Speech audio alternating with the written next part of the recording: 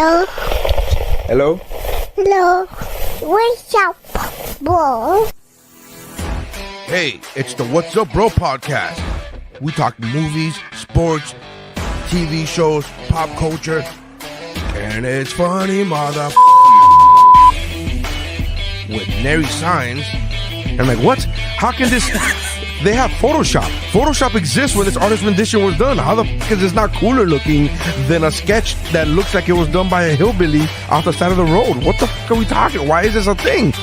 Welcome to the party, pal! Steph, anie Meyer-Senior. Yeah, I don't have to look for you. So you're telling me there's a chance? Yeah! And Mike Mercadal. I'm just glad I like vanilla, boring sex like this. I'm glad that the sex I enjoy won't get me killed. That's how winning is done! Hey, I'm Dave Chappelle, and this is What's Up, Bro.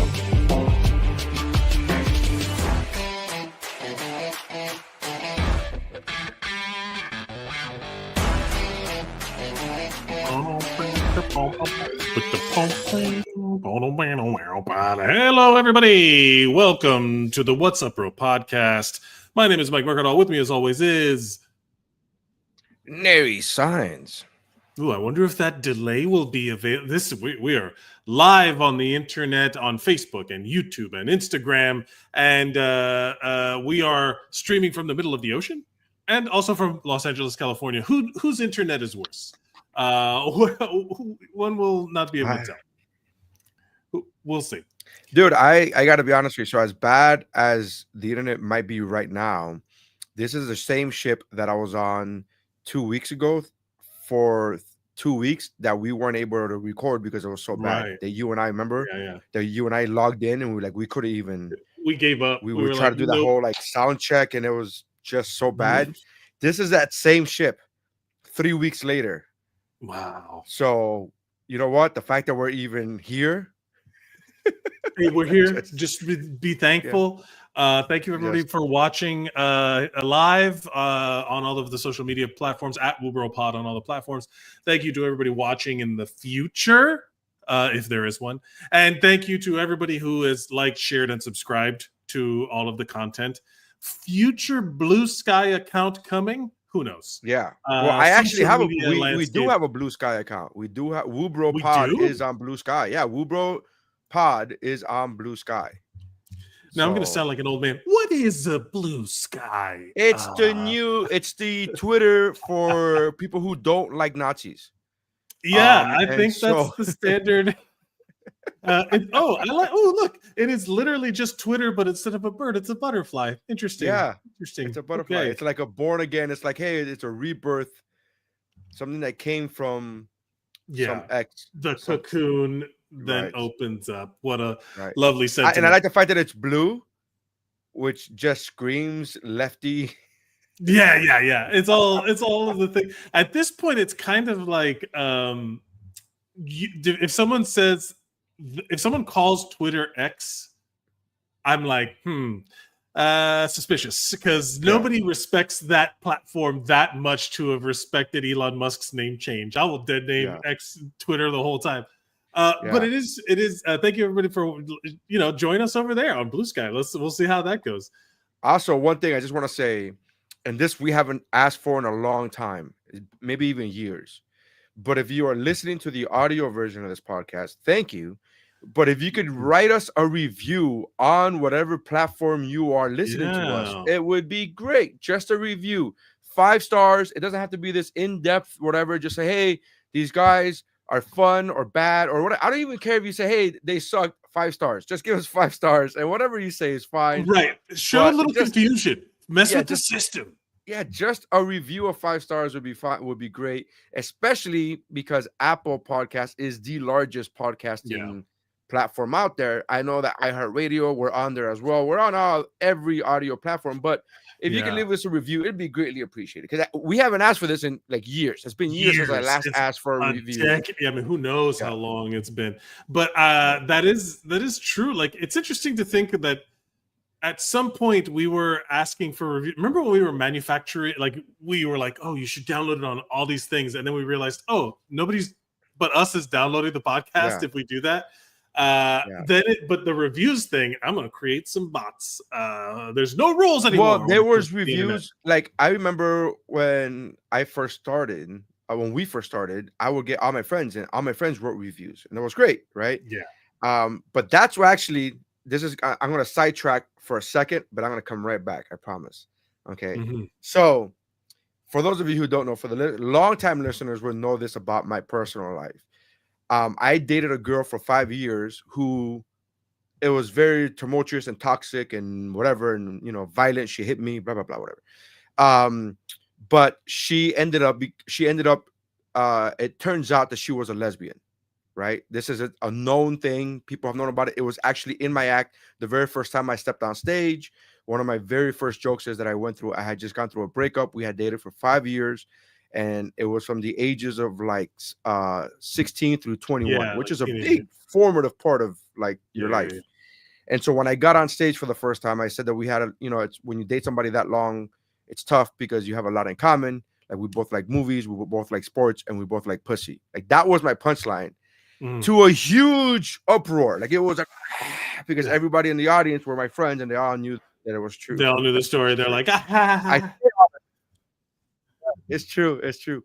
So I say all of this because, like recently, like maybe 3 or 4 months ago, I was cleaning out like my Facebook page, my Facebook, and then I saw the name. It said like, "Hey, you might be friends with," and it showed me an old girlfriend's name. Now it wasn't her profile, but her name is Elizabeth, right? Just to say, it's a very common name. I'm not going to give you the last name, but it says you might be friends, you might be, whatever friends you might have in common, Elizabeth. And then it made me think of my ex-girlfriend. And when I say ex-girlfriend, Mike, I mean like first grade. I'm not shitting you. Child. I was a child. Children, first grade. Right. So I was like, man, whatever happened to so-and-so? Whatever happened to Elizabeth so-and-so? So then I went through and I'm like, oh, I see she had a photography page that I liked years ago, like pandemic years ago. Okay. So then I was like, I wonder if she's still doing it. I went to her website. The website's dead. And I'm like, oh, she must not be doing photography anymore. And then I was like, I wonder if she has a personal profile. And I went to her personal and I couldn't find it. Then I went through the reviews, right? And I went through the reviews because all the reviews happened within the same time frame of each other. There were like maybe 8 or 10 reviews, and they all happened of the photography page. Oh, the photography page. And I remembered when I first started a page, all the reviews would come in. They were all for my personal friends, right? And then I was like, oh, maybe these are her personal friends. So the first review that I click on, the person's profile, her friend list included this chick, and I'm like, hey, I found her. And I click on her profile, and it's of her wedding to a woman. You've been undefeated so far. Like, what is happening? Two. That's what? 2. What does this have to do with people asking for reviews on social media? I just meant to say that I remembered the whole thing that when you first start a business, the first people that leave you reviews are your friends, and that's how I was able to track down this girl's personal profile because all the reviews were her personal friends. That's something that we all do. Everybody does that. Are you the Good Luck Chuck of lesbians? I don't know why I forgot this, but I swear to God, this is a God honest truth. And on one-on-one, I will give you these women's names, right? Okay. Then I remember that another girl that I dated, I was like, oh, so-and-so, she's a lesbian too. And I went to her profile and she has 4 kids with a man. But for the last like 6 years, she's been a lesbian. And I know this because we have followed each other on social media forever. She actually went to a show of mine before she was with a woman, when she was still dating a man, the father of her 4 children. Sure. And she lived in Boca. So she went to the West Palm Beach Improv. And this was like 6 years ago. So I remember we followed each other on social media for years, but I forgot that she was a lesbian. I forgot that we dated because we dated in high school for like literally a summer. It was a summer, like a summer second? loving. Sure. Yeah. So like Happened so none of those fast. were real. None of those were real relationships. Like my first grade girlfriend is a first sure. grade. It's a children thing. And then this girl in high school, we were freshmen, and I didn't have a car. Like we just dated during summer school, like during business hours. So I got 3 ex-girlfriends who are 3 ex-girlfriends that are lesbians, or at the very least bisexual. No, Porcupine Jason, yeah. Nery always has such great dating stories.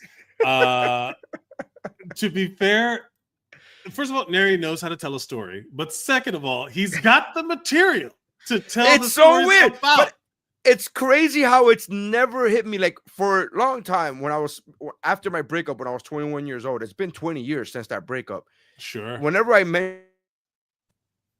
mention my ex-girlfriend's a lesbian, it's always about that one girlfriend that I dated when I was 20.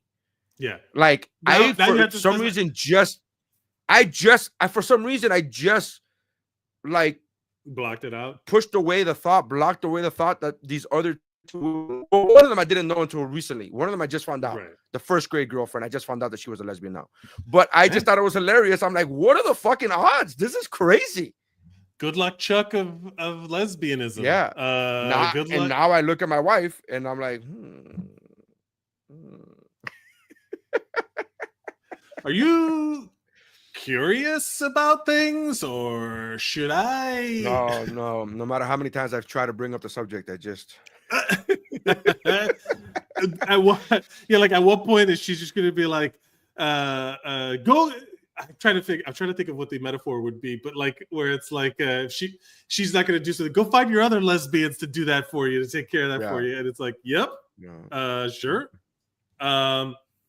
Well, what a lovely intro we received today to the podcast. Thank you, everybody, for liking, sharing, subscribing, and writing us a review on the podcast directory of your choice. That does help. Getting off started right away. Porcupine Jason, thanks for watching. Love you, man. This is great. Porcupine Jason, a disappointing fight. Tyson had no legs. He had no movement left in those legs. I wish this was about like the chicken manufacturer, some sort of like, if it wasn't about the Tyson fight, it would be even worse. It would be so heartbreaking if the chicken company had no legs. And like, oh, Tyson, you have his thigh? ran out of leg, no more drumsticks. Damn. Oh no! Holy whitey. Despite the lack of ability on Tyson's part, Jake still didn't have the ability to finish him quickly. Please retell the story about the girl that cut off the top of her Christmas tree. Not Tyson related, but that's okay. Not Tyson related. I've heard some real disturbing, unfortunate, sounds like it could be true stories, rumors about the Jake, Paul, and Tyson fight. That everything that we talked about in the previous episode, specifically Mike brought up the legitimacy of this fight, and that he was gonna. I would question it if Jake Paul wins. I would question the legitimacy of it. I've been hearing so many stories, and I don't know what's true and what's not. I know it's hard to like because of the history of boxing tied with the entertainment aspect of Jake Paul, and how Jake Paul is very smart and knows how to deal with entertainment. Yeah, it lends itself to believe these things about the legitimacy of this fight was not legitimate at all. Supposedly there were rules about Tyson could not uppercut, which makes you. Is that real? Like the thing is that but he did it one uppercut, Mike. Have you ever seen a Mike? Forget about Mike Tyson fight. Did you even? You're starting to sound like me now. You're starting to sound like me. Have you ever even seen him do the training videos without him throwing a fucking uppercut? That was his jam. That's his whole thing. So for him to go 8 rounds with not throwing a single uppercut, forget about landing them, but not throwing one. Wow. Two thoughts, right? Like there's 2 things that I think happen. I think everything is possible. If this was a real fight, right? There was a moment where I saw Mike Tyson get hit, and he either is one of the best actors. The Hangover did not showcase his peak acting ability, or he got rocked a little bit. You know, like he got stung, and I think that maybe kind of like shocked him a little bit, and it could have thrown him off for the rest of the fight. He got hit one time that I thought was like, oh man, he got hit for real. Mike then did? You said got hit one Mike time? Tyson got hit one time early where I was like, ooh, he got stung. And I was like, if that hurt him, there's a very real chance. Because you know how it's with the heavyweights, it's like, man, all you got to do is get that one good one. If someone has like a soft chin at some point or something, you know, whatever it is, if someone's got like one good one in there, boom. And Jake Paul got a good one in there. The problem is that after the fact, when you can watch everything in like super slow motion, you can break things down and blah, blah, blah. You can kind of see things where you're like, I don't, what do you mean? What do you mean you why did you stop? Why didn't you continue? Like there was like, you could see Mike at some point held himself back at one point. I was like, is he trying not to like overextend or lose his own balance? There were rumors. One of the rumors is that if Mike would have knocked him out in the first round, Mike would not have gotten paid. That's one of the things that I heard as well. Porcupine Jason also says Mike struggled to get close enough to Jake to throw an uppercut. That's what I'm thinking was at a certain point he got tagged, and I think that made him keep his distance. And then it turned into the most interesting aspect of the night, which was his ass cheeks. Yes, his ass cheeks. Porcupine Jason, you need legs to get close. Uppercuts are close range punches. His style is highly dependent on foot speed and continuous switching of stances to keep up the attack. Maybe that's true for old Tyson. You mean young Tyson? The fair enough, yeah. Which because we got old Tyson as well. We got old Tyson, but also like he was trying to throw, like you could see that it felt like they were doing this, like someone was off stage going like stretch, we gotta keep. That's what it felt like, and I hate that that's a reality. Like it's so possible, it's probable. Yeah. There's a rumor that when Mike hit him, because Mike did hit Paul, he took one. Paul took a hit to the face. Supposedly that he kind of like was like, yeah, and then he gave, and then Jake again supposedly gave him the sign of like, hey, ease up a bit, which was Jake sticking his tongue out, like that was his way of saying like, hey, slow the fuck down. Interesting. Like we got to make this last a little bit. So I was like, the thing is, it's realistic. It's realistic for almost 60. Like all the stuff you said. So now we've like switched positions where I'm like, I just saying it's possible though, because the combination of the history of boxing is so dirty. So the combination of the history of boxing and the circus atmosphere that Jake has provided, which again is partly necessary because we wouldn't. That's where the money comes in. Yeah, we wouldn't be talking about it if it wasn't for Jake Paul. People are like, "Oh, he's a YouTube sensei." Say whatever you want, and all of these things are true. But if he wasn't who he was, then and he wasn't fighting who he was fighting, oh, why don't you pick a legitimate opponent? Because we wouldn't be watching that. Exactly. We wouldn't be talking about it. It's been 5 days since the fight. And here we are on a podcast still talking about it. I'll say this. But you combine those two things. You combine the circusness of Jake Paul and the dark history of the sport of boxing. And it just leads you to go, it's just remember, I never said it wasn't on the up and up. I never said that it was on the up and up last week. I just said, even if it was on the up and up, I don't expect Tyson to win, which his legs said. And he had a knee brace, which I was like, oh, this is not good. There's a lot to unpack in terms of the reality of the situation. There's a lot of fun in the breaking down the conspiracy theories of it all. I do not think that Tyson Paul was the best fight of the night. The ultimate fight was that was the Netflix versus the internet. It was Netflix versus all of the internet. Did you see all of the memes of people who were just like, what the fuck is going on? So I swear to God, there's a truth. So I'm watching the fight from my phone, and I hooked up the HDMI cable from my phone to the TV. Okay, so I only watched the last 2.5 fights. I saw the Tyson fight, I saw the women's match, and I saw the end of the Mexican match. Right. So I'm watching, and from that point on, it was probably like 2 hours. I probably saw 2 hours straight of like of Netflix from my phone onto the TV. Yeah. And I'm watching it with the magician and the drummer of the band that's on the ship. We're on a ship in the middle of the Atlantic Ocean going from Europe to America. So this is in the middle of, literally in the middle of the ocean. And I made the statement like an hour and a half, 2 hours in. I made the statement. I'm like, man, shout out to Netflix because they're doing a really good job because we haven't lost connection once. And the second you said it, no, that's really? what happened. That's what happened. So the whole night there wasn't one single interruption. I stayed off my phone because I couldn't be on my phone and watch it because my phone was being used as a transmitter.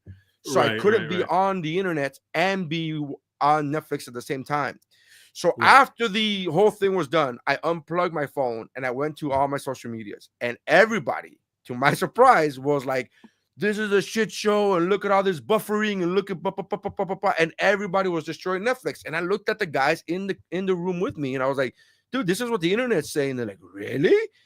And I found it amazing that us in the middle of the fucking ocean had zero interruption while people who were on land with stable internet connection were having buffering issues. It was wild. I was constantly trying to find like at one point the internet went down, like the whole stream that I was watching went down. So I literally logged on to Twitch and I searched Mike Tyson's Punch Out because that's the video game that he would be streaming. And it was literally just Twitch stream of somebody watching it. And even then, wherever they were streaming it from, they were like, it's working, and it was working better. I don't know. It was so crazy. Everyone was bitching about it, that it was like one thing after another. And at a certain point, I was like, is it us? Is it our internet? And then I went to like search, and immediately the first thing when I looked at social media was like a meme of like the Netflix servers on fire or whatever, like everyone was just bitching about it. And it was so funny because the one time that everything was perfectly clear, the highest resolution it had ever been, it was when Mike Tyson showed his ass on national television. So good. So Mike Ryan, who is who is on the Dan Le Batard show, he says his theory about the ass is that it was totally planned. That was a totally planned thing. Yeah, sure. Why not? I don't think it was.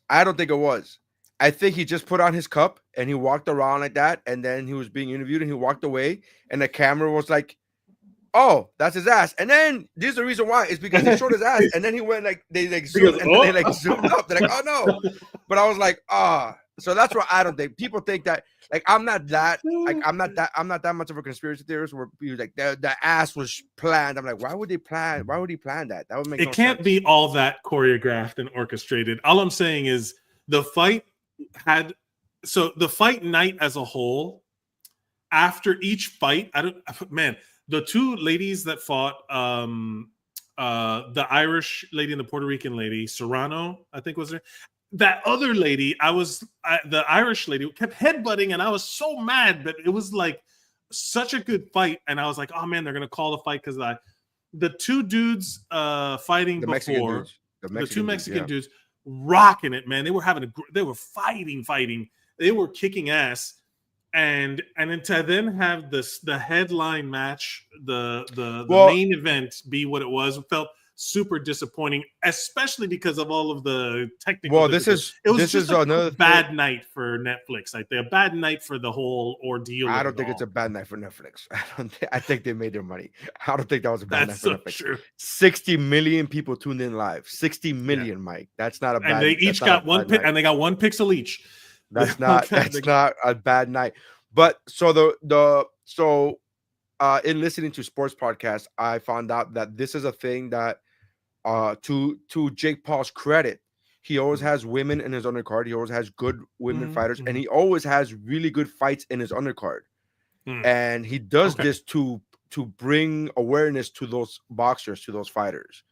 So, in all fairness, say what you want about Jake Paul, but as a businessman, he's really fucking clicking on it. I'm telling you, and as an ambassador to the sport, he really is fucking. I mean, you could call him clown show, and I call him a clown show, and this is a bullshit act, blah blah blah, whatever, and he's only fighting people who are past their prime, but he's also bringing, you know, he's like that's also that's true, but also yes. you know that's the thing. Two things could be true. Two things can be true.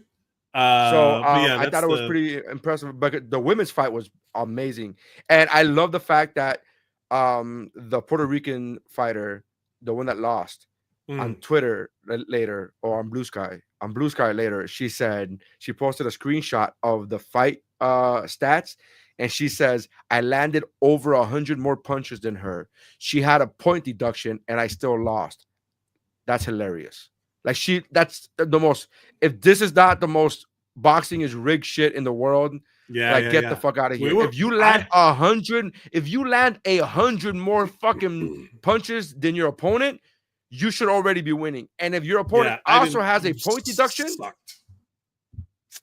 terrible, bad. That fight was great to have it in that way. Everyone I remember with the audience, like you could hear people going. It was like that straight up.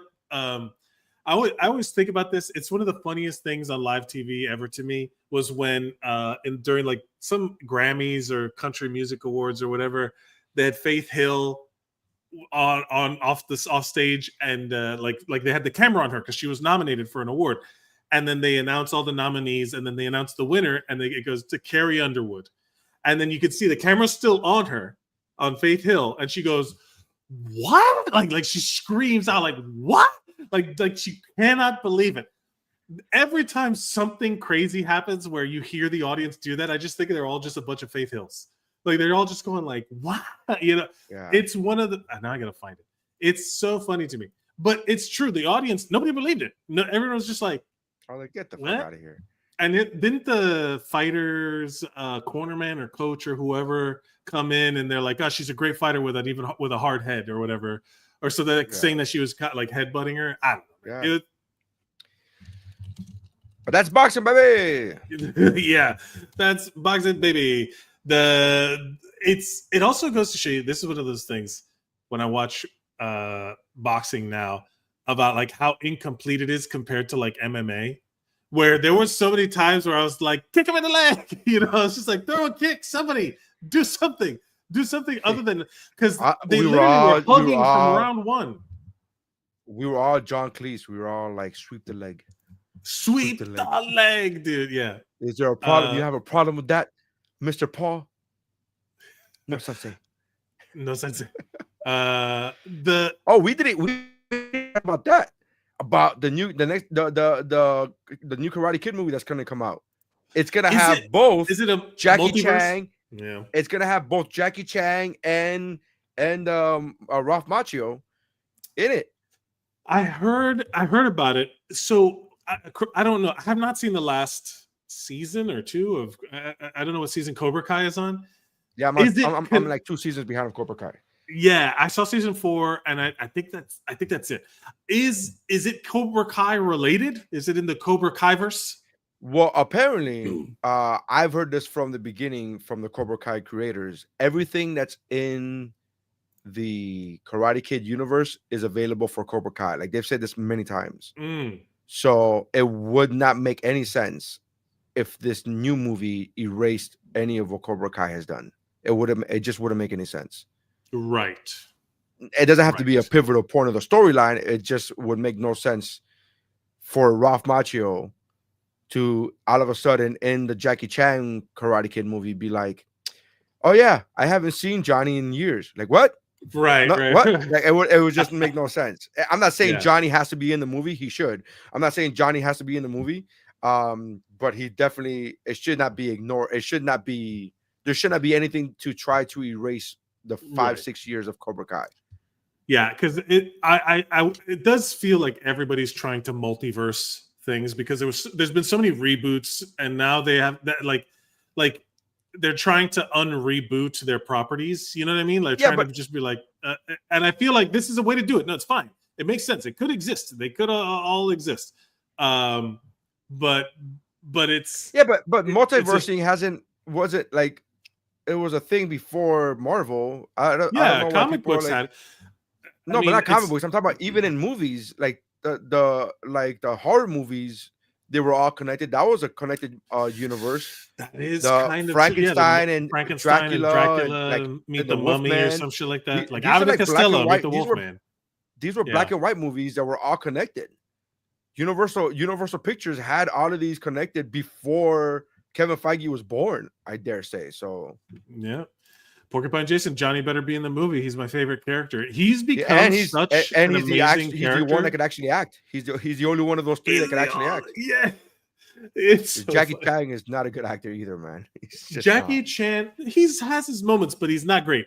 But Jackie Chan did a movie. I can't remember what it was called, but he's like the leader of. He's a bad guy. He's like a crime boss, and I can't remember what the name of it was because I love Jackie Chan. I've watched like as much of Jackie Chan. As I appreciate Jackie Chan for the things that he's done in movies as a stunt person.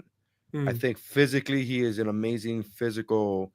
Martial artist. I mean, I appreciate everything that he's done in movies because without him, the martial art movie would not be where it is now. Like he's special. He's something. And the iconic. guy who plays and the Hawk. And the Hawk. Oh yes. Some of those kids are good, man. They're all better actors than Ralph Macchio. They're all better actors than Ralph Macchio. Ralph Macchio is the worst actor out of all of them. It's so funny. It's so funny. It's a shame, man. It's a shame that we have this show and there's no Pat Morita because the Karate Kid has nothing to do about fucking Ralph Macchio. It's the Miyagi story. It's all about Mr. Miyagi, and it sucks that it's like I still want a Miyagi origin story movie. Why is this not a thing? If they're gonna make a movie that's bridging universes, write the Miyagi story. That shit's so much more interesting. A Japanese soldier in the American army fighting. I mean, it is so good. Losing his wife and kid, while he's fighting for our country. Come on, bro. It's insane to me that is not a tapped. I guarantee you, there's some that because I saw in Community they reference it. In other places they reference it how like that it's Mr. Miyagi is more interesting than anything that has to do with the kid in the Karate Kid. I mean, in all fairness, I don't want to say any, but most people in their 60s are more interesting than 15-year-old kids. Who gives a shit? It's just the truth. Yeah. Well, because Ralph Macchio and Karate Kid, his character Daniel LaRusso is what 17 years old. Yeah, like he just turned 18 in part one. He turned 18. Remember, he got his car, he got his license. He just turned 18, so he was 17 for the most part of that movie. In all fairness, any 60-year-old veteran, their life is far more interesting than any 17-year-old kid. Unless you're a 17-year-old kid who designed a tech company out of your garage that changed the world and gave us Apple phones, like Look on Instagram, Air Juice mentions they mention him every episode. That's true, they mention him, but that just makes me want to see more of his story than like hey, I get it. Like like Pat Morita passed away, Mr. Miyagi's one of my favorite things is in the early seasons of Cobra Kai when Daniel LaRusso puts out a commercial for Miyagi-Do, and he uses Zen music and whatever, and the comments are like, oh, he's trying to whitewash and he's trying to, and then they go very like woke. And what would happen nowadays? Like you can't put that music. You can't be a white guy listening to Zen music, talking about bonsai trees, trees, and like you not get roasted on the internet. You're gonna get fucking roasted, as you should. That's true. Yeah. But to me, there has to be some script.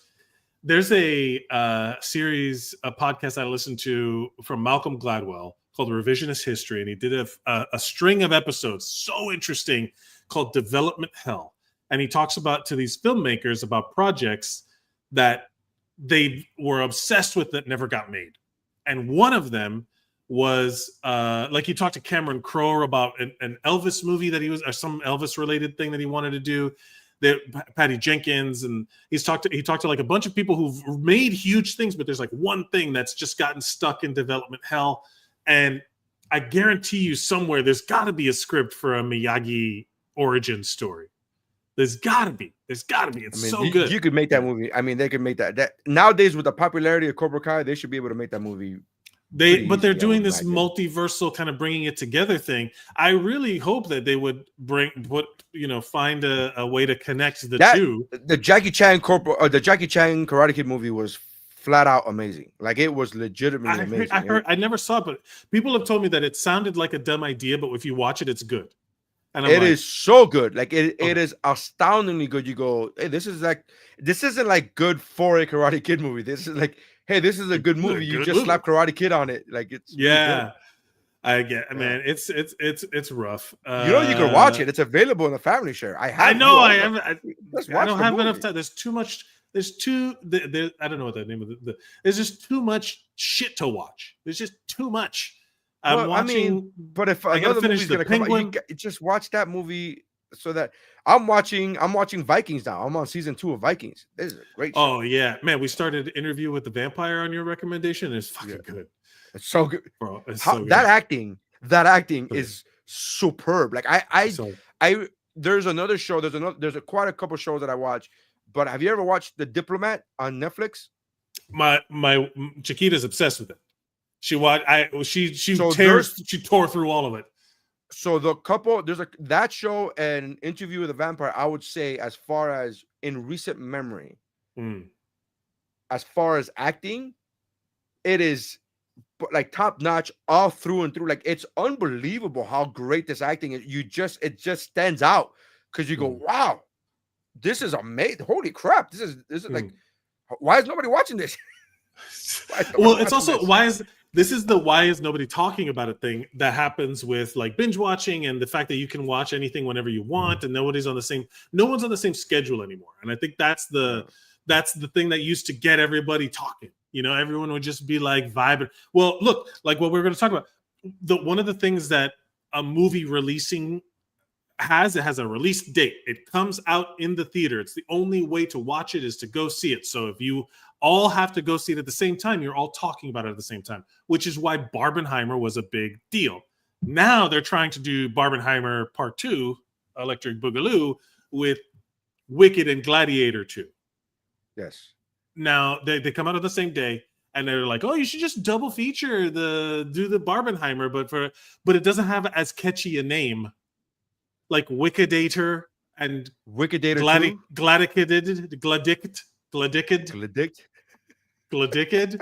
Yeah, Gladicid feels like the right one. I mean, it's like people are like, "Oh, you're gonna watch Barbenheimer Part 2?" I mean, you mean Gladicid? Gladicid 2. I'm gonna go watch Gladiator on Friday, but I'm kind of surprised that they didn't come up with a subtitle for that movie. That it's just Gladiator 2. I don't like that it's just Gladiator 2. It should have been Gladiator 2. I don't know how I feel about it. Because it is kind of a throwback to the old school, Rocky 2, Rambo 2. It's a straight up sequel. They're saying Godfather 2, Part 2. Like there is like the old school, the whole like subtitle to a movie is, I don't want to say new, but it is the current, whatever. But I don't know how I feel about it, but I am surprised that they didn't go with, Gladiator, West Side. They said, like Gladiator. Denzel's in this one. It says it's a direct sequel. It takes place a generation after. So maybe one. You could tell that from the one trailer I saw. Don't spoil anything else for me. That's all I know. That's all. I'm just reading. I'm reading about like if it's a direct sequel or because if it's a prequel or an homage or something like that, to call it Gladiator, like Gladiator 2 or whatever. There's a number after something. To me it means that it is directly in line chronologically, like sequentially of the events. Also, kind of weird out of all the movies, they don't use the Roman numeral. Fuck, that's good. if there was are ever they not a movie, using the Roman numeral? If there was no, I ever see a it's the movie Roman numeral. No, the poster I saw just has the number 2 on it. The number 2. Gladiator. No, it has the hold on. Gladiator 2 poster. Let me see. No, it has the thing. It has Really? Because I did not see that. Yeah, it has the thing. Hold on. It has the 2. Oh, I'll share this deficit. Yeah, there it is. Also, Denzel Washington has been on record saying that it's Pedro Pascal's movie. He's like crushing. He's like the fucking star of all these people in there. That's the sister or Commodus's sister wife. So it is. There is a direct line. I just don't know how this Paul. What's the guy's name? Paul Mescal. I don't know what his character has to do with like. It implies that some of these people have to be related to or descendant of or like the kid of Russell Crowe, so Maximus, right? Doesn't it? I don't think it's going to be Russell Crowe. I think it's going to be Lucius. So Lucius was the kid in part 1, and the original was Lucius. So you think this Paul Mescal is is Lucius? I think that he might be Lucius's son. Again, it's a generation removed. So again, I'm just going based upon the so trailer, that I say this. I was like, all right. Of the year goes to. Can you open it? Harry Underwood! Did you see it? And the award for female vocalist of the year goes to. Can you open it? Harry Underwood! What? She's so bitter. That's what if it's Lucius, yeah, I don't know. The idea that it's connected in some way makes it nice, but it also is like I guess some stories don't need a sequel. They could have just made another Gladiator movie. I don't know, man. I don't know. That's look, Gladiator is my second favorite movie of all time. I told you, I said this last episode. I did not need an episode. I did not need a sequel to this movie. That movie is perfect the way it is.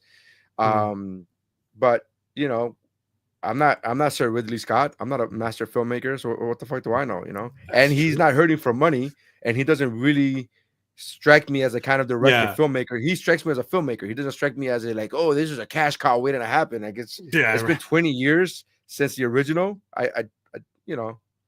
Speaking of cash cows, Denzel Washington was also making the 4th and 5th Equalizer movie.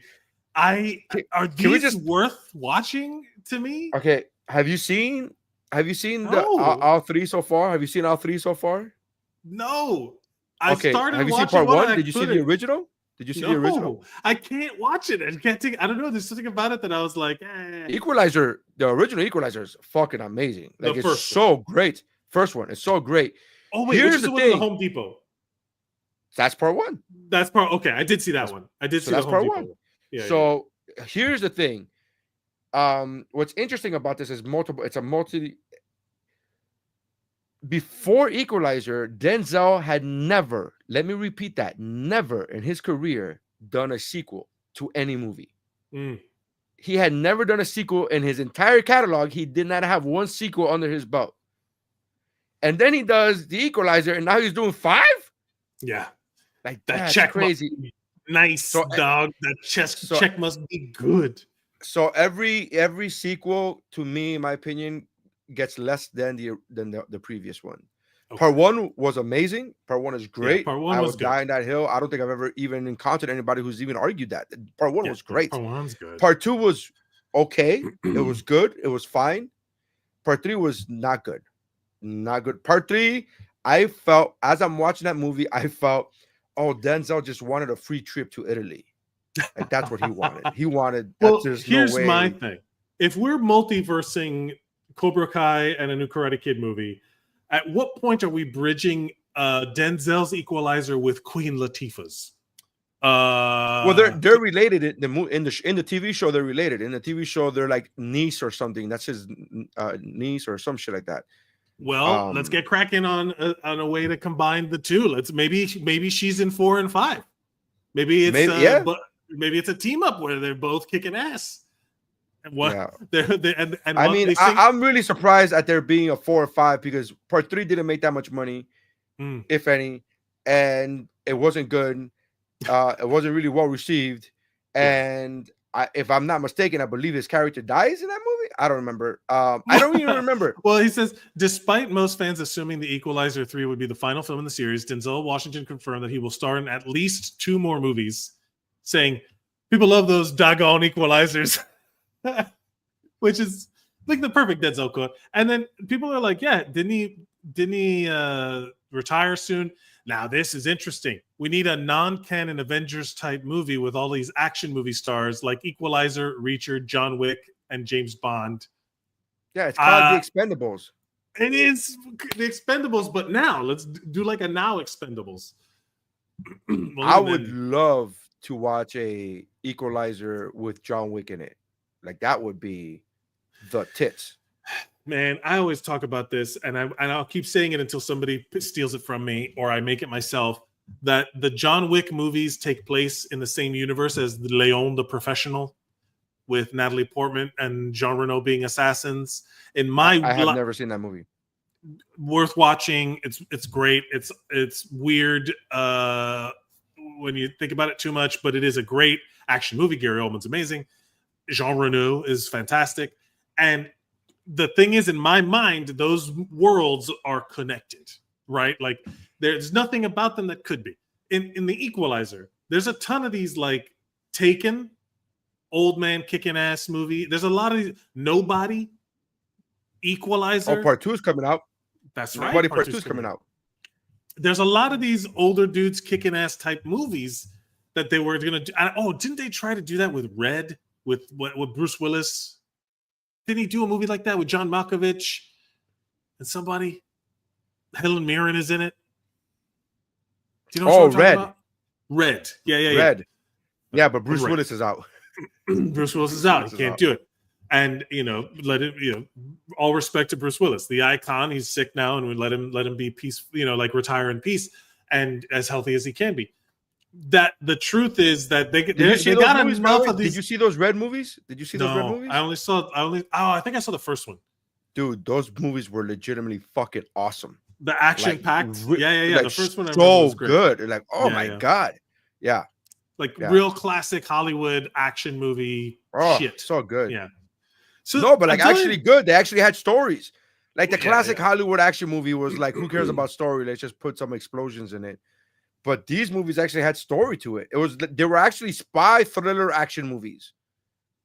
Yeah, they were spy movies. Yeah, essentially they were like big. They were spy movies. Yeah. To a certain degree, like I was like doing this, but like what movies are not in the same universe that could be, right? Like what, like if they're really gonna Cobra Kai, Karate Kid, Jackie Chan together, something.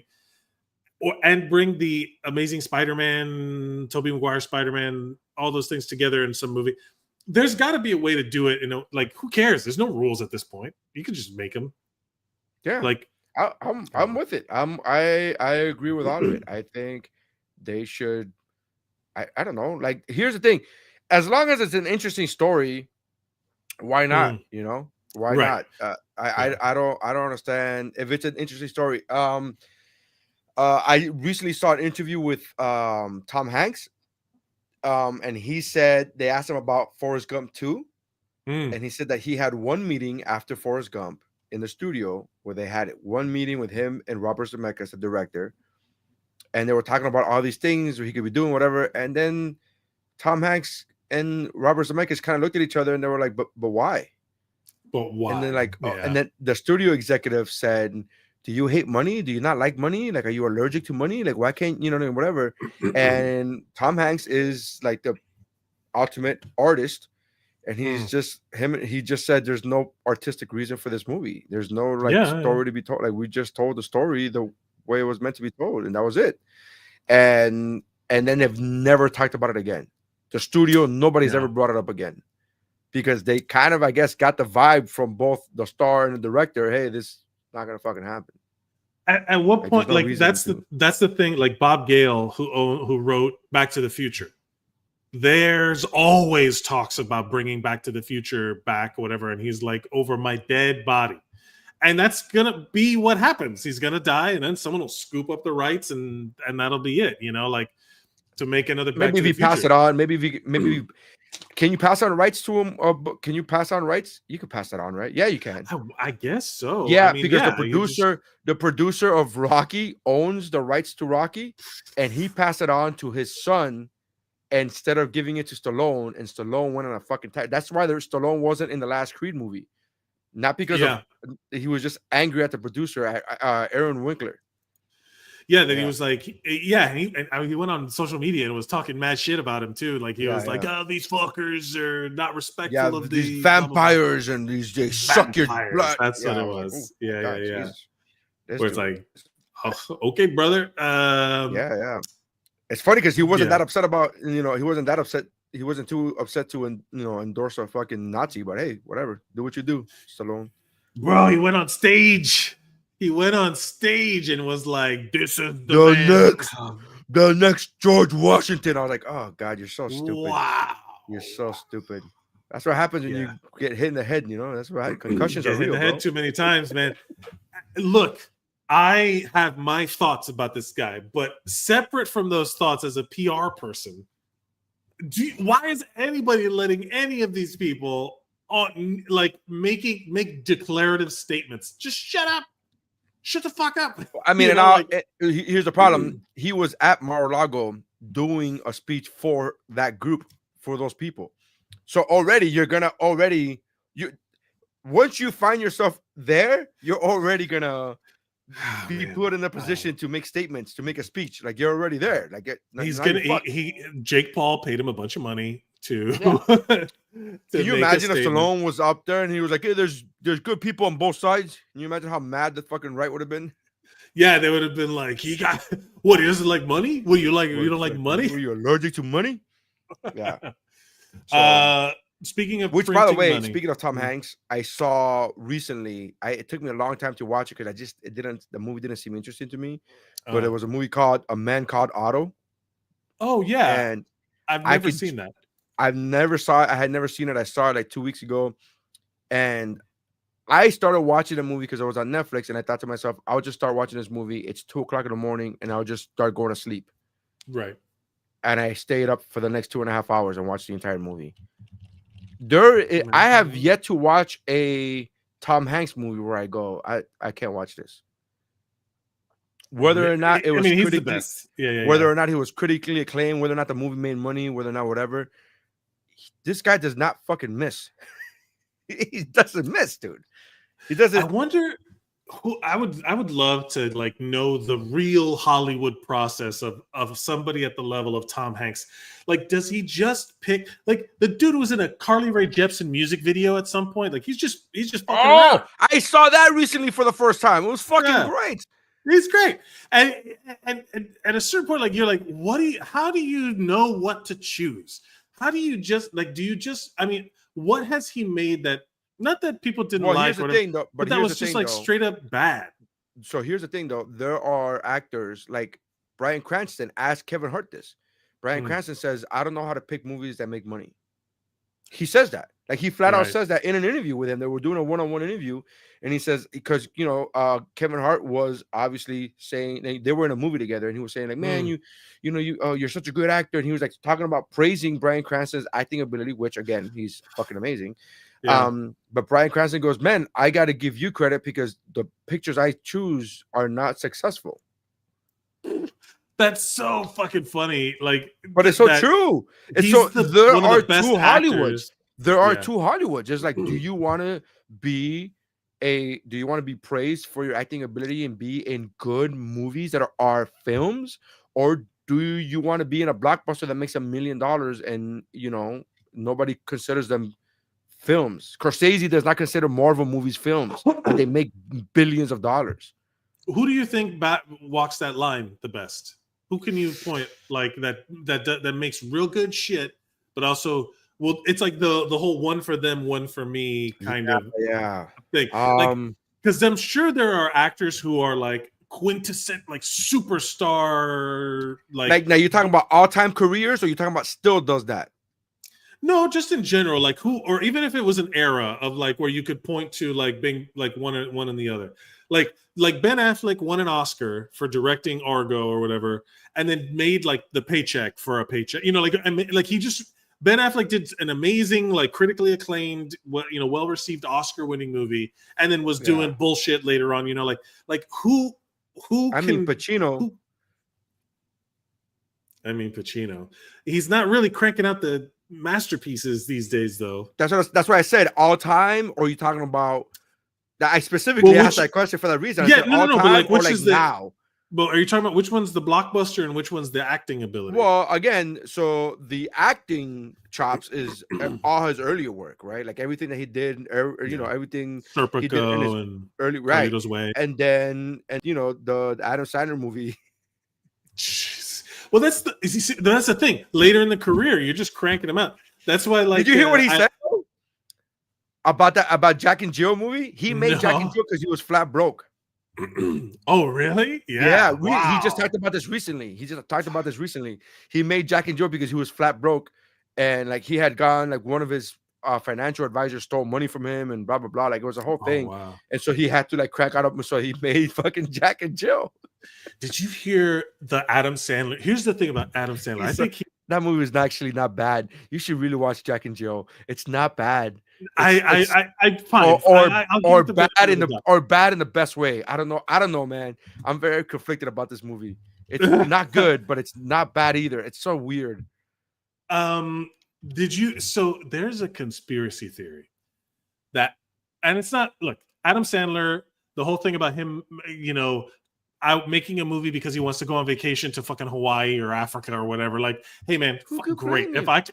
Why would I even why would I even question it? Who cares? You want to go on an African safari or stay in a resort? Like, forgetting Sarah Marshall. What a great time to make a movie. Like, amazing. More power to you. But there's this whole conspiracy theory that he made. There's the movie he did with Katie Holmes. There's a movie he did with Nicole Kidman. There's like a couple movies. Whenever anybody needs a bunch of money, they'll make a movie together so that they can escape the Church of Scientology. Because they're both connected. They've both had run-ins with like the industry system that fucks people over in Scientology because they're connected to Hollywood. But that Adam Sandler will make him throw a bunch of money at a movie. Who gives a fuck if it makes money? Because the whole point is to like help out people who are like getting fucked over by Scientology. Now, what movie did he make with Nicole Kidman? Did he make a movie with Nicole Kidman? You're throwing out names. Yes, here. the one with Jennifer Aniston. That wasn't Nicole Kidman. Nicole Kidman is the other girl. Oh, the lady. Fucking crazy friend. The crazy friend. Yeah. Okay. Yeah. Just go with it. So the theory is that I just found it out. That Jack and Jill in 2011 was a front to rescue Katie Holmes. It's beyond speculation at this point that Adam Sandler produces cheap projects to get his friends paid big money. Full credit. In the bag review of Jack and Jill, Mike observes that in 2011, Katie Holmes isn't seen much outside the tabloids anymore and thinks that she was in this film because it was one that her husband, Tom Cruise, notoriously controlling Scientologist, would give his permission to because it would be a fat paycheck. Basically, like, Tom Cruise let her make this movie because it's money. Were they still married in 2011? Were they still married? I think so, yeah. But then, why did Adam Sandler choose Katie Holmes? The women who played his partners in most recent preceding films were Jennifer Aniston and Leslie Mann, both very experienced comedy people, and Salma Hayek, that if you can pay to pretend to be your wife, you do. The couple of love interests after Katie Holmes were Drew Barrymore and Academy Award winner Susan Sarandon. Can we just talk about that line? That line is so good. If you could pay to pretend to be your wife, you should. Why wouldn't you? Why would you not? I'm trying to find. She got divorced in 2012. By the way, her divorce was final June 2012. Yeah. So it's connected. Yeah. And then so they said that she had repeatedly met. So she had repeatedly met with lawyers to secure a secret getaway apartment, bank account, cell phone. This is all proven, to ensure a quick, safe escape with full custody of her daughter, all without him or the Church of Scientology suspecting a thing. And then it says Holmes was given nothing to do in the film. The job provided her not just money, but maybe even more importantly, provided an alibi. And maybe Jack and Jill was the cover that gave her an excuse to be out on the loose, but also gave her enough free time. Because if she's not on set, she's not shooting, she's free to rehearse with her, that she could meet with her lawyers and plan her escape. And then if this isn't a reason to watch Jack and Jill, I don't know what is. I man. know. I can't. This is the biggest sell to watch Jack and Jill. I've been telling you to watch Jack and Jill for years now. I'm telling you, it's such a bad movie, but you're gonna like it. I don't know how to explain this movie. It's not good, but it's not awful. It's such a weird line. And now on top of all of this, it saved a life. Two, if you include her daughter. Technically, yeah. It says he also may have done this for That's My Boy when he cast Erin Andrews, that reporter, because she had like a crazy stalker who all this stuff. She was simultaneously trying to get the video removed, blah blah blah blah. She eventually, she had to like a huge lawsuit, and she was like, "I need money." And Adam Sandler was like, "Hold on, let me make a shitty movie real quick." And that's what he's doing. Have you seen That's My Boy? It's not bad. It's not a bad movie. I get that they're not bad. It's just that this. But you keep saying shitty movie. You keep saying shitty movies, and then you go, "I get that they're not bad." You keep saying shitty movies. I'm saying that as an exaggeration, where the whole goal of the movie is not to make a good movie; it's to free people from the grips. But I don't think this movie got greenlit for that reason. I don't think the movie got greenlit or written. I think there was already a movie involved, a movie going to be made, and then I think the movie was already going to be made, and then Adam hears that these people need help, and they're like, "Come on in." Oh, no, literally the first comment is Sandler's List.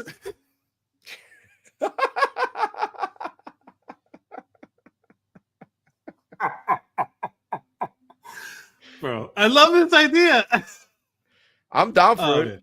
I'm down for it. I like this. I'd like to believe this, other than Adam Sandler being a crazy Republican. But yeah, it is. Is Adam Sandler a crazy Republican? I think so. Why? Why would you say that? That's what I heard during the whole thing. No, I heard it. He donated money or something like that. And that sucks. But I've never heard anything negative about Adam Sandler. This would be the first. I really haven't. Yeah. Well, it's also whatever. It is. It is, but also but I do love that if you could hire Salma Hayek to be your wife, you should. You should. I mean, he has. Look. This is the thing. Adam Sandler is just a dude. He's a bro, right? He's a bro that has made it, and he is all of us, dude. Like, which one of us? I love when people go like, "Oh, he only casts beautiful women to play his wife." Yeah. Why would you not? Why would you not pick Salma Hayek to be your wife? Yeah. Why would you not pick? Remember in the movie Go With It? It was between Jennifer Aniston and supermodel, that blonde supermodel. Yes. Is it Kate Upton? Yes. Kate Upton. It was between. So in the movie he had Kate Upton and he had Jennifer Aniston in the wings pining for Adam Sandler. Which I always laugh at the beginning of it because that's when he had the big nose, right? He's a plastic surgeon. Yeah. Big nose. And so everything like 50 First Dates, he has Drew Barrymore.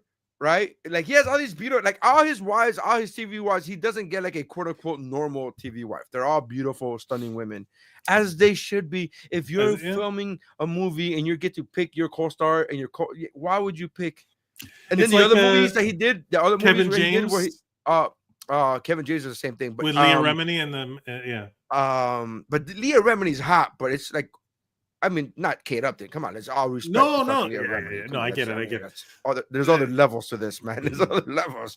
I like a hard talking Long Island girl to yell at me or whatever it is. Leah Remini's amazing. I love her. I think she's great. But we're literally talking about. I liked her in Saved by the Bell when they worked at the Malibu Sands Beach Club when she was so good. the boss's daughter. The boss's daughter. Yeah, the boss's daughter. Yeah. Yeah. That's a reference I haven't thought of in a while, and I'm proud that I pulled that shit on my ass the way I just did. It's perfect. And that was way better than the storyline where they introduced Tori for no reason. The biker Tori. chick. The Just biker chick. And then a she was just walking in there for leather- like 5 episodes and then left. And you're like, good. We never even needed a goodbye. We're like, fuck her. Good. Get out of here. But we didn't even talk about like like we all know also the Zach Morris is a piece of shit. Can I just tell you? I just love the idea of like us as kids watching this, knowing the future, right? Can you just imagine watching and then Tori disappears? You're like, good, get out of here. See you in 20 years on OnlyFans. I just like the idea. Is she on OnlyFans? I don't know. Oh, like if we do. The Sopranos chick is on OnlyFans. Oh, right. Yeah, she's on there. That's more power to her. It's just I'm not they should have given her more roles. I wonder why she didn't have more opportunity. As a kid, I did not want Tori to be there. Like, why is Kelly not here? This is stupid. Bring Kelly back. What's happening?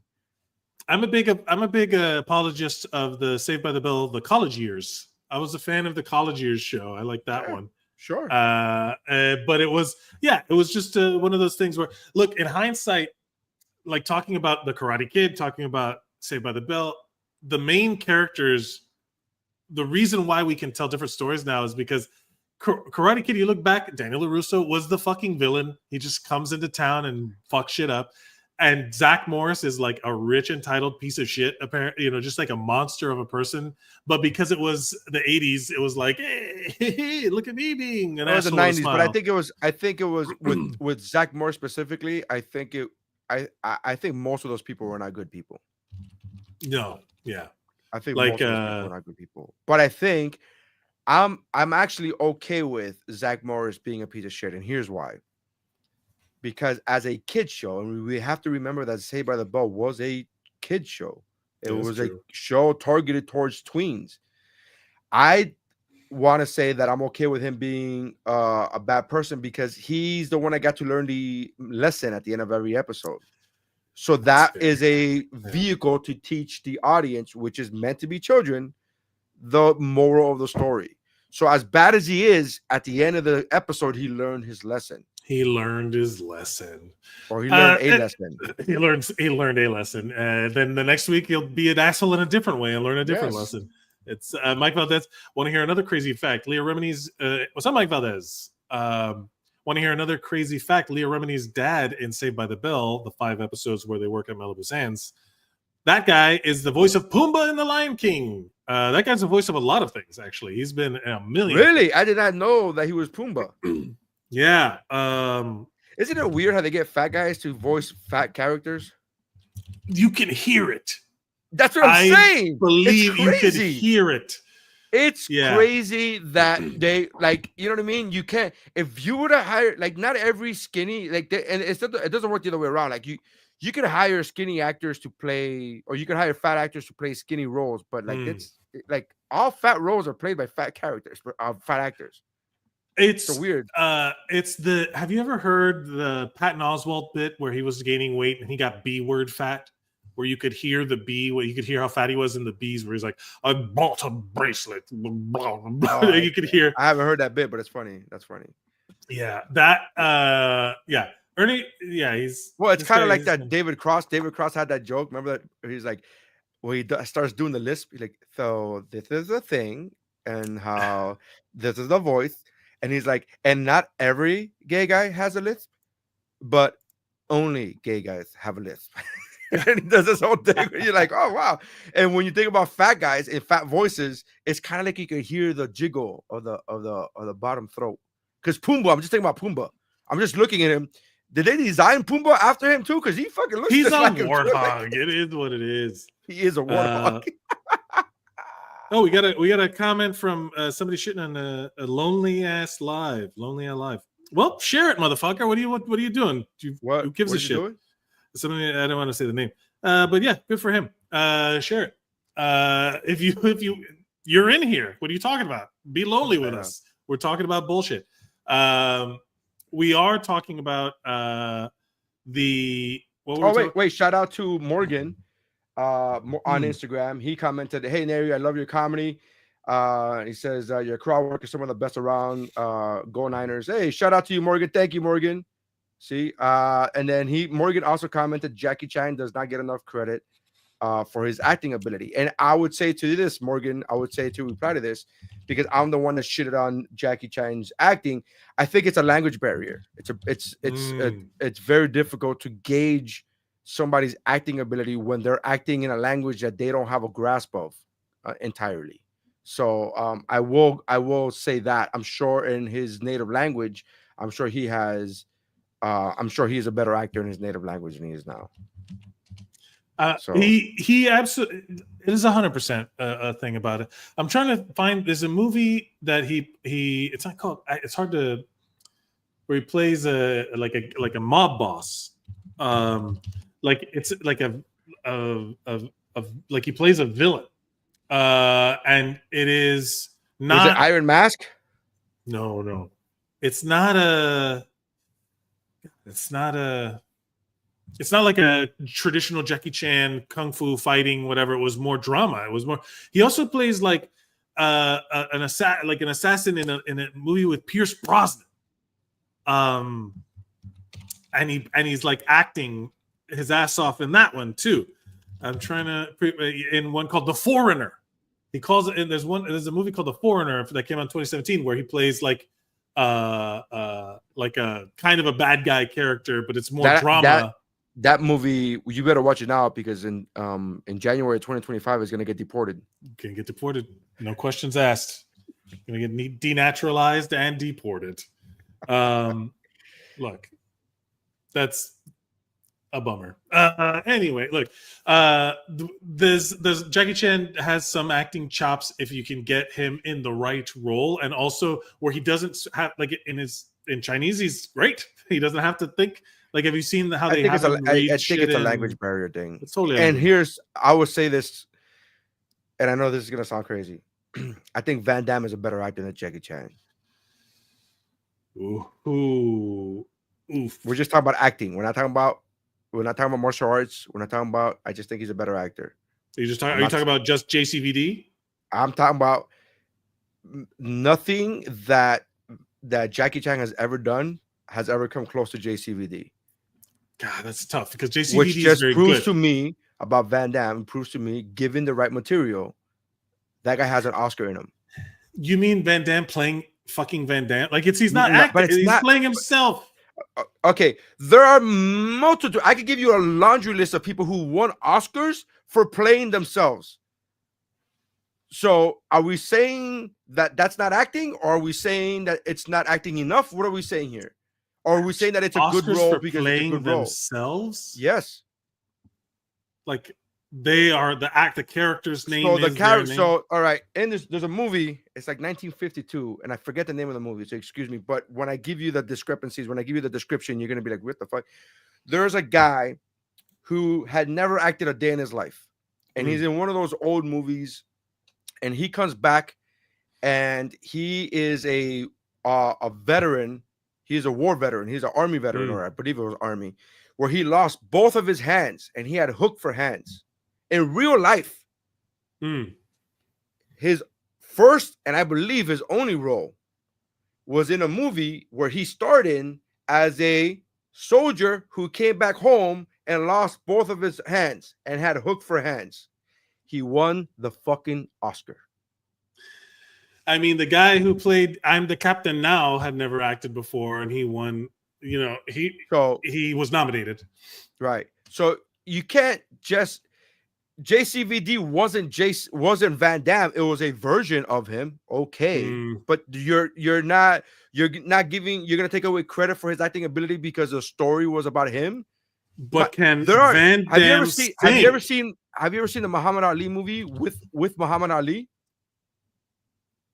Muhammad Ali with Muhammad Ali? In the 70s, Muhammad Ali made a movie. It was a TV movie, and it was about Muhammad Ali. It was Muhammad Ali. It's the story of Muhammad Ali, and he was atrocious in it.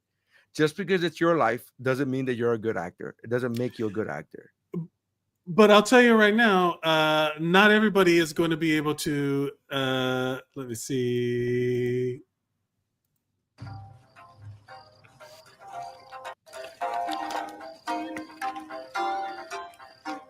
I can't hear you anymore. You can't hear me? There's a fire starting in my heart. Reaching a fever pitch, bring me out the dark. What are we watching here? We're watching Jackie Chan, the multi-talented singer. Singer. Okay. Yeah, he's a singer. Okay. What do you want me to tell you? Yeah.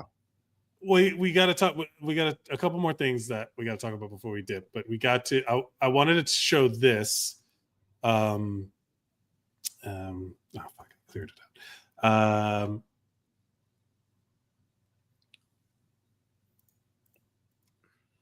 This I wanted to show. So we'll talk about actors winning Oscars potentially. There's an Oscar winner in the new DCU.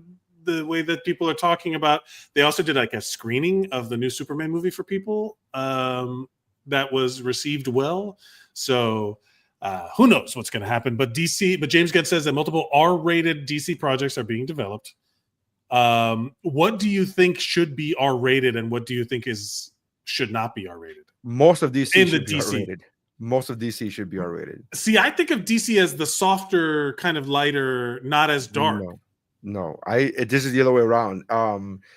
Anything with Batman should be R-rated. Just period. Like that's just bottom line. Anything with Batman should be R-rated. Batman should be R-rated. Like anything, even the offshoots of Batman should be R-rated.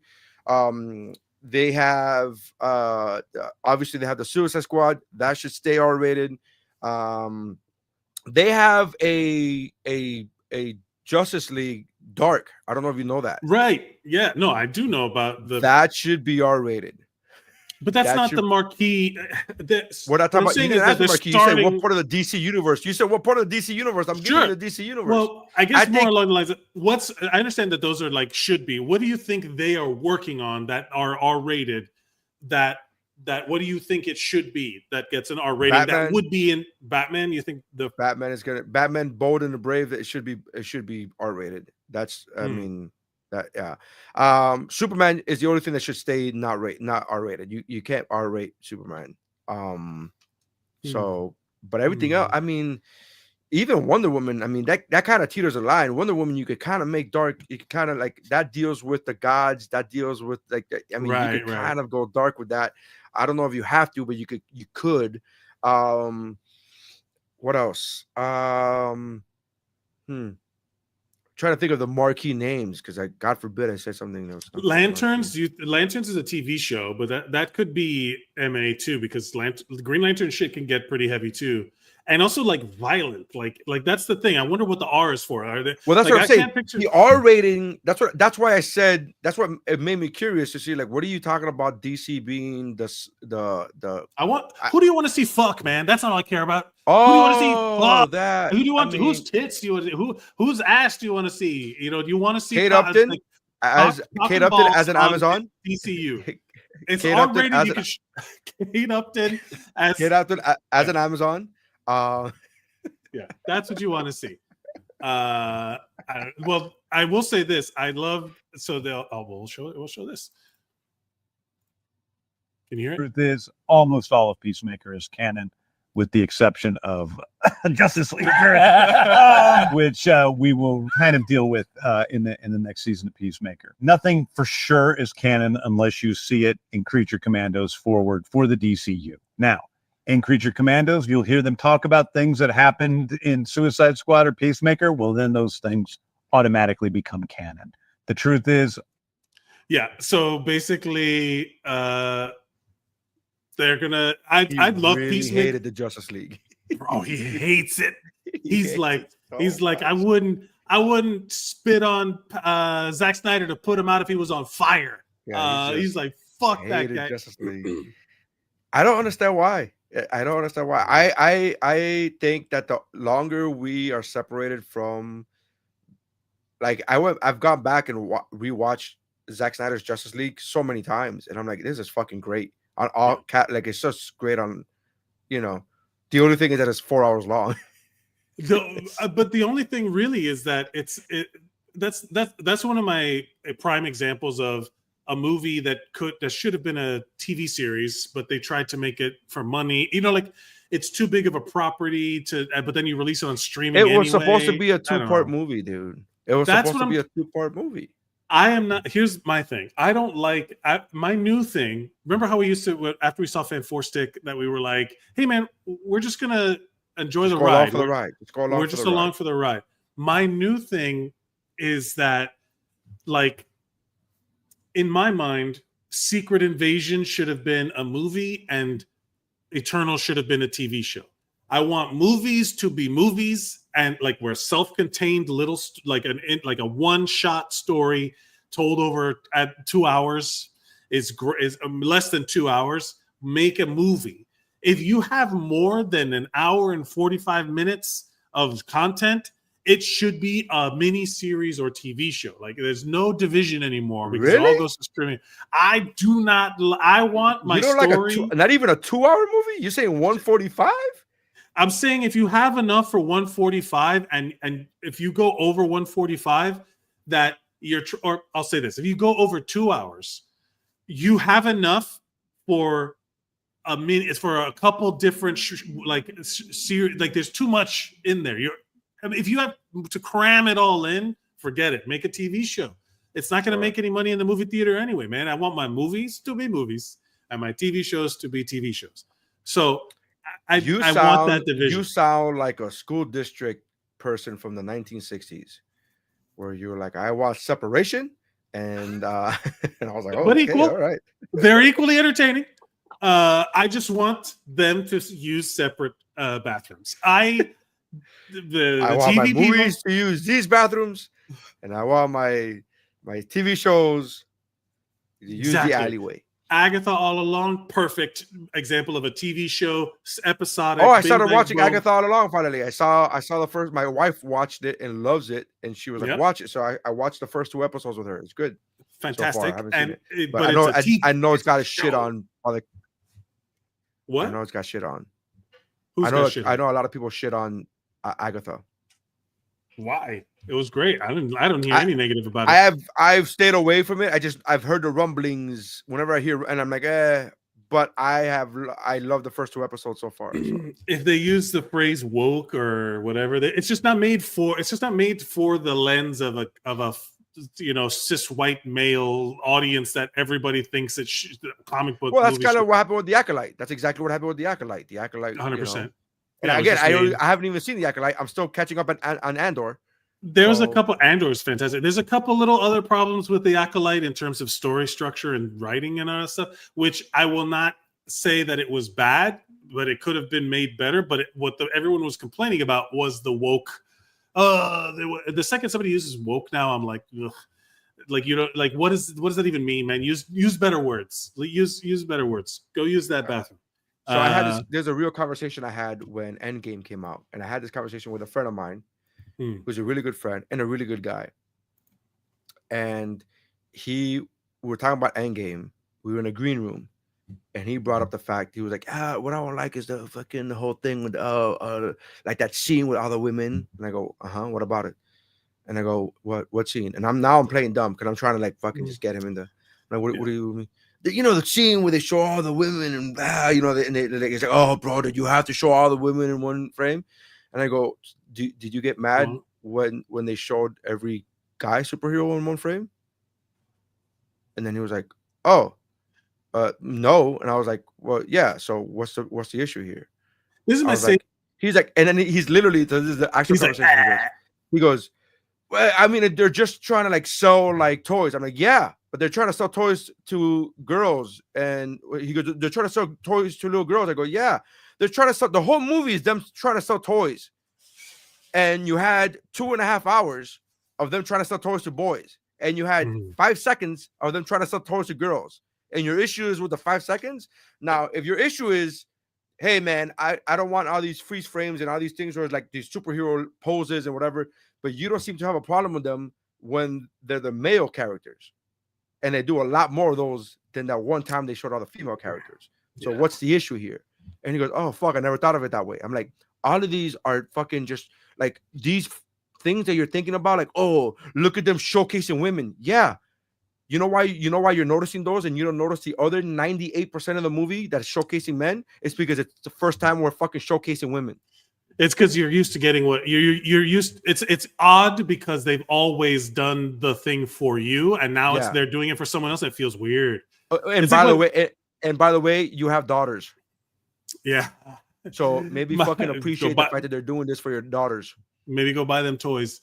I love that's my thing when they ask some people were at this like conservative parade or some bullshit like that, and there was like an anti-gay, like homophobic thing, and then they were like, you believe it's a choice and blah blah blah. It's like, oh, okay, so when did you choose to be straight? Yeah. And then people are like, gay, well, like you see, you watch them, and you suck see the gears. First? Did you suck a dick first and then go? How do you know? Now I know. I've made a decision. Yeah. At what point did you get a so dumb? Like anytime they say, look, all these women and the women's got to be the star of the movies. I'm like, were you complaining about it when it was dudes? Yeah, I don't understand. I've never been upset about watching a movie or watching women in movies. I've never been upset about it ever. Watch Agatha all along, man. It's gonna be great. I'm watching the first 2 seasons. I'm watching the first 2 episodes. It's great. I'm in Vikings. Fantastic. I'm watching so many shit right now. I'm watching so many things. You got so much time on your hands. You got to fill it. You got so you should watch Jack and Jill. I can't look. Hopefully, the next time you're traveling, I was on that airline last week, bro. You were on the airline? I was on TAP Portugal last week. I flew into Portugal last week. And I flew not 1 but 2 flights on TAP Portugal. For the audio listener, the headline is "A plane grounded for 4 days after 132 hamsters get loose on board." Hamsters on a plane, and then it's G-force, baby.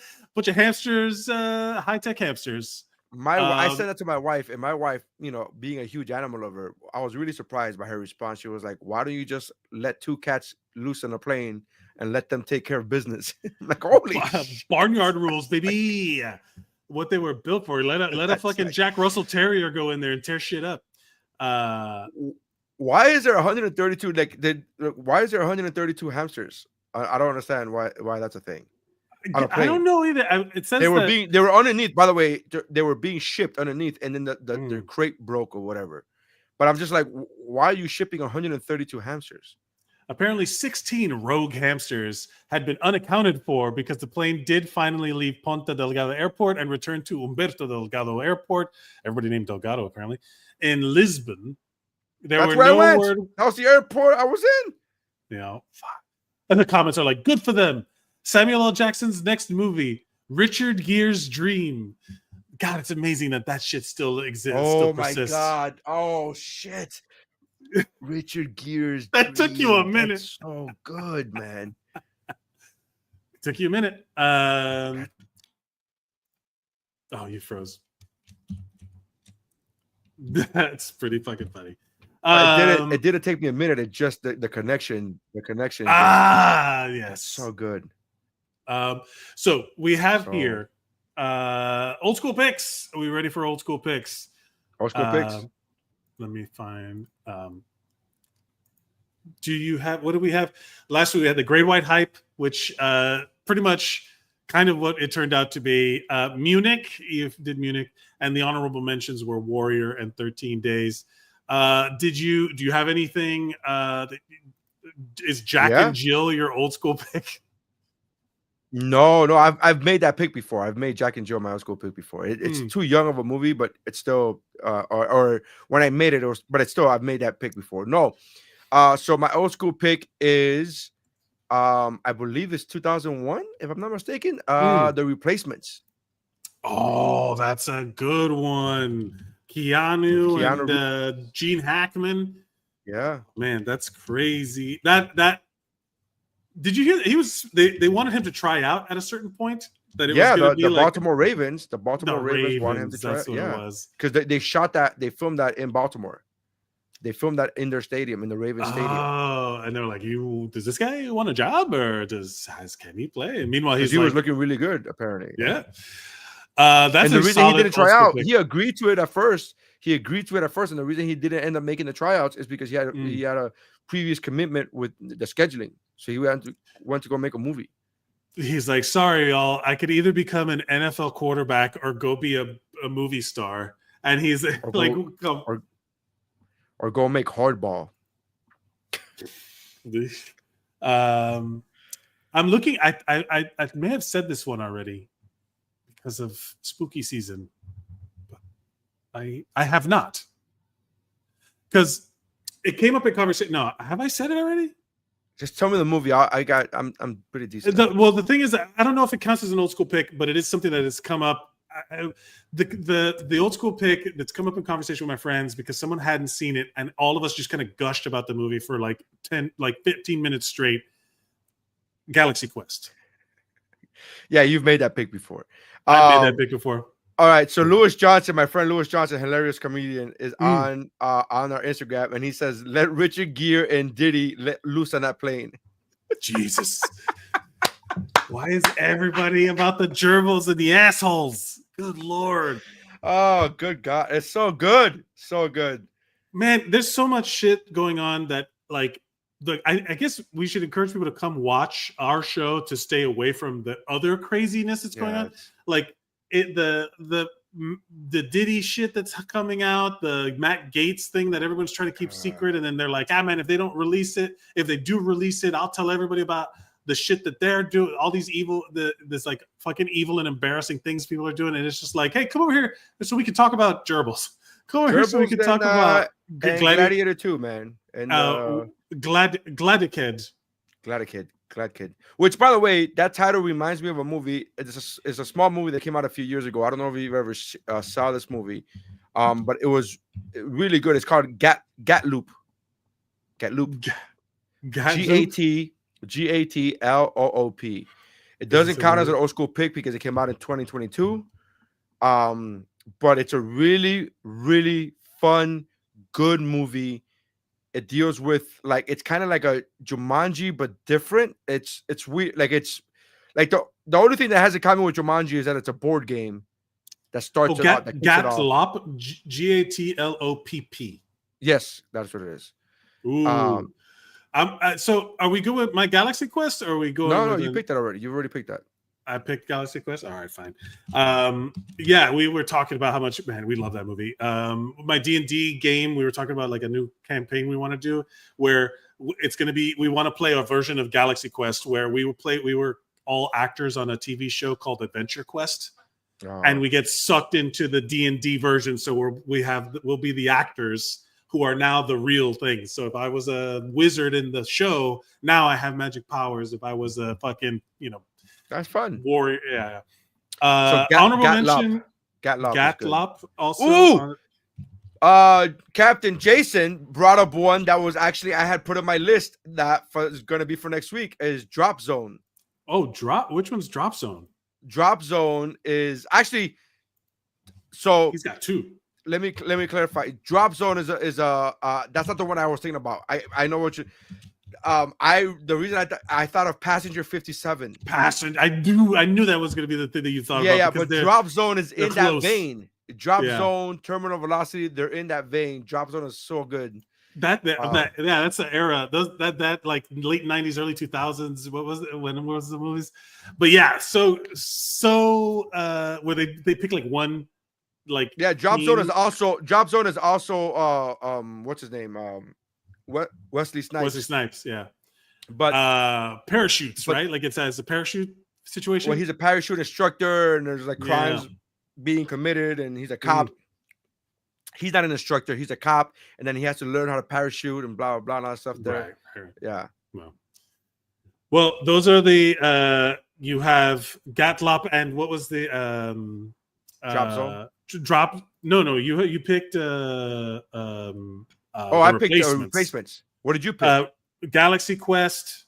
And then we have can't pick Galaxy Quest. You already picked it. You've already picked that movie. Okay, fine. Then another one that has we picked it, but that was like a decade ago. I didn't pick it recently. No, not recently, but you've picked that movie. You know what? I'll say this one: The Craft. Speaking of witchy shit, Yes. that came up in Agatha all yeah. along. The Craft, I had such a crush on the Everyone Robin in that Tunney. movie. Everyone in that movie. All four of them. That All was a four of them. formative. Nev Campbell, bro. Formative group situation. Yeah, it was. Yeah, so The Craft. Galaxy Quest is amazing, but we can't. I got vetoed. Because you've used so it before. It's like me I saying. know, It's like I'm me just fucking saying. with It's like me saying Bloodsport. Like, yeah, we heard it. Well, thank you everybody for watching. Those are your old school picks for the week. The replacements: The Craft, Gatlop, Drop Zone, and Terminal. Well, Gallop is not an old school pick. I'm just telling you to watch that Honorable movie. mention for a pick. But it's not an old school pick. I don't want. It's 2022. There's no way that movie's an old school pick. We'll do a Gatlop, Jack and Jill double feature, and it'll be Jack and Jill's a legitimate 2011. That's a legitimate old school pick. Fair enough. I just want to make Gallop is not an old school pick. I want that as a disclaimer. It came out in 2022. It's not an old school pick. I want to make sure. It's just a recommendation. Yeah. It's just a thank you everybody recommendation. for watching the What's Up Bro podcast. You can follow us at WuBro Pod on all social media platforms, including Blue Sky. Including Blue Sky. I got to add the little button. At Mike Mercadal, at Nery Saenz on all social media.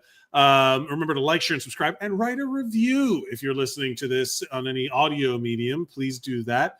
I'd like to promote peace and unity in the world, but also fuck them. And Nery, is there anything you'd like to promote before we go? Yes, I like to promote peace and unity, and also fuck around and find out. So, Fafo, baby. Love you guys. Thank you very much. That's how winning is.